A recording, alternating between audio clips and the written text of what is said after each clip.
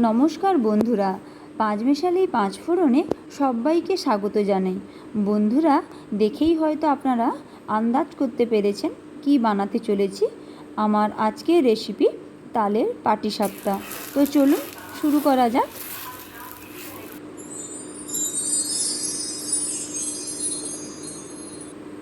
তালের পাটিসাপটা বানানোর জন্য প্রথমেই যেটা প্রয়োজন সেটা হলো যে পাটিসাপটার ভেতরের যে পুরটা সেটা বানানো।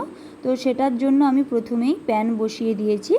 তারপর ফ্রাইং প্যানটা হালকা গরম হলে তারপর আমি দিয়ে দিলাম 2 চামচ মতো সুজিটাকে আমি হালকা ভেজে নেব। দেখুন, আর এই সুজিটা ভাজার সময় আমি কোনো তেল বা ঘি কোনো কিছুরই ব্যবহার করছি না, জাস্ট শুকনো করে ভেজে নেব। দেখুন, হালকা 1 থেকে 2 মিনিট মতো লাগবে ভাজতে।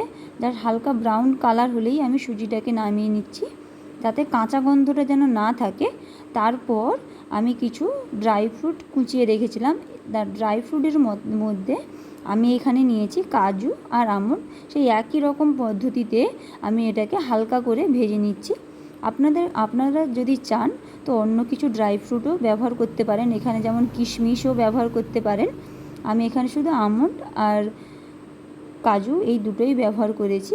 তারপর ভাজা হয়ে গেছে, নামিয়ে দিয়েছি। দেখুন, তারপর হালকা প্রায় 1/2 চামচ মতো ঘি দিয়ে তারপর যে আগে থেকে যে ভেজে রেখেছিলাম সুজি আর বাদামের কুচনো সেগুলো দিয়ে দিলাম। আর তারপর 1 লিটার দুধ মেরে আমি ছোটো বাটির 1 বাটি করে ক্ষীর বানিয়েছিলাম সেটাই দিয়ে দিলাম। দেখুন, 1 লিটার দুধকে ফুটিয়ে ঘন করে ছোটো বাটির 1 বাটিই করেছিলাম সেটাই দিলাম। তারপর এটাকে ভালোভাবে মিশিয়ে নেব। সুজিটা একটু সেদ্ধ হয়ে এলে এর মধ্যে দিয়ে দিলাম তালের যে মাড়টা আমি আগের থেকে বের করে রেখেছিলাম সেটা। আপনারা তো আমার আগের ভিডিওতে দেখেছেন কিভাবে আমি তালের মাড় বের করি, তো আপনারা সেই ভিডিওতে দেখে নিতে পারেন কিভাবে বের করেছি। আমি এটা আগের থেকেই রেডি করে রেখেছিলাম, এটা দেখালাম না।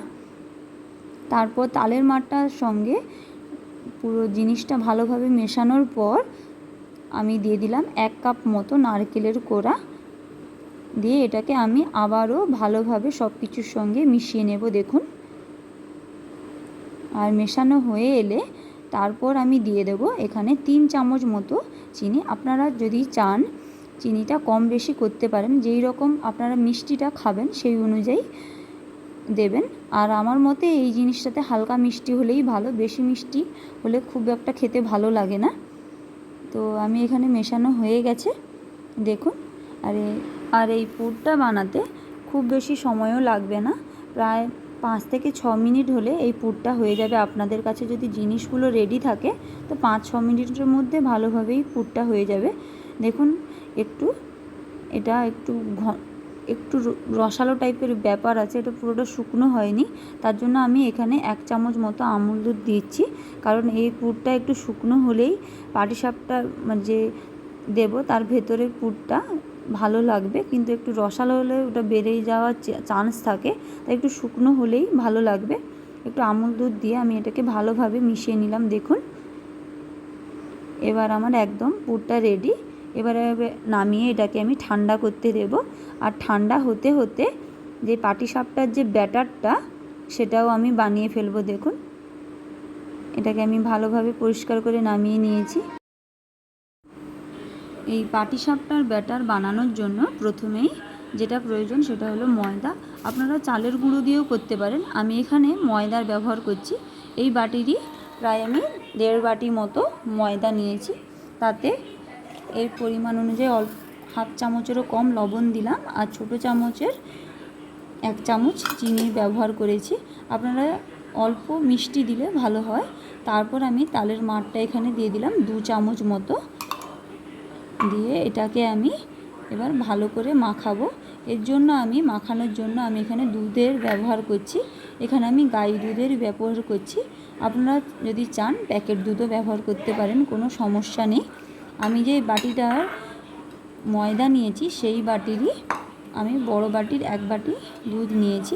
আর একটু যদি ব্যাটারটা ঘন মনে হয় তখন আমি জলের ব্যবহার করব। এবার আমি অল্প অল্প করে দুধ দিয়ে এটাকে ভালোভাবে স্মুথ ব্যাটার বানিয়ে নেব। দেখুন, একটু একটু সময় নিয়ে ব্যাটারটা মাখাতে হবে, যেন ডোলা যেন না পেকে থাকে।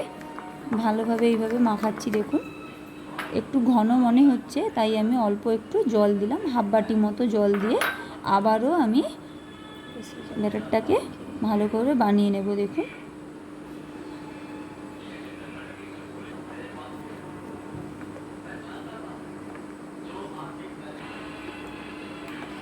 এবার দেখতেই পাচ্ছেন ব্যাটারটা কত স্মুথ হয়েছে আর কীরকমভাবে মাখিয়েছি। খুব বেশি মোটাও নয় আর খুব বেশি পাতলাও নয়। এবার আমার ব্যাটার একদম রেডি। তো তারপর আমি সেই প্যানটা ভালোভাবে ধুয়ে কড়াই বসিয়ে দিয়েছি। দেখুন আর হালকা গরম হলে একটু অল্প করে ঘি ব্রাশ করে তার উপরে আমি এক ডাবল দিয়ে দিলাম। দেখুন দিয়ে এটাকে ভালোভাবে পুরো প্যানের পুরো চারদিকটা মিলিয়ে দেব, যেভাবে আপনারা পাটিসাপটা বানান সেই অনুযায়ী। এবার দেখুন হয়ে এসছে। এরপর আমি এর মধ্যে পুরটা দিয়ে দিচ্ছি। দেখুন এইভাবে দিয়ে আমি এরকম আলতো করে উল্টে দেব।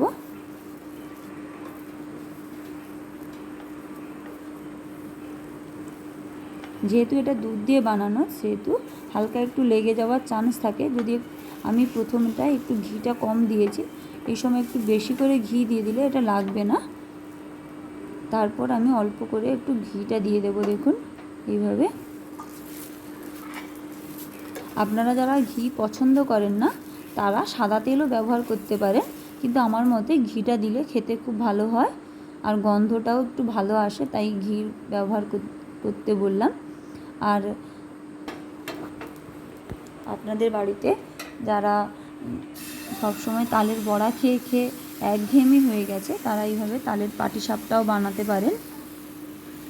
এই একই পদ্ধতিতে আমি এক এক করে সবগুলো বানিয়ে নিচ্ছি। দেখুন আমি আরও একটা করে দেখাচ্ছি।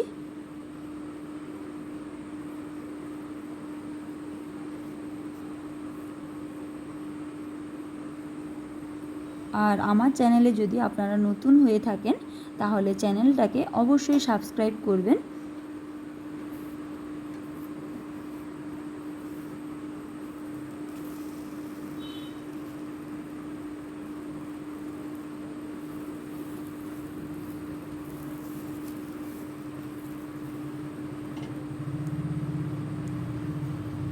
তারপর আমি আবারও একই রকম পদ্ধতিতে ঘি দিয়ে ভেজে নিচ্ছি। দেখুন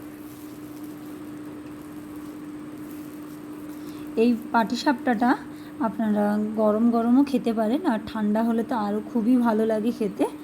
বাড়িতে যদি হঠাৎ করে কেউ চলেও আসে এরকম পাটিসাপটা বানাতে পারবেন। আর পাটিসাপটাটা বাড়িতে বানিয়ে খেয়ে কমেন্ট করে জানাবেন কেমন হলো। আমার ভিডিওটি এতক্ষণ দেখার জন্য ধন্যবাদ।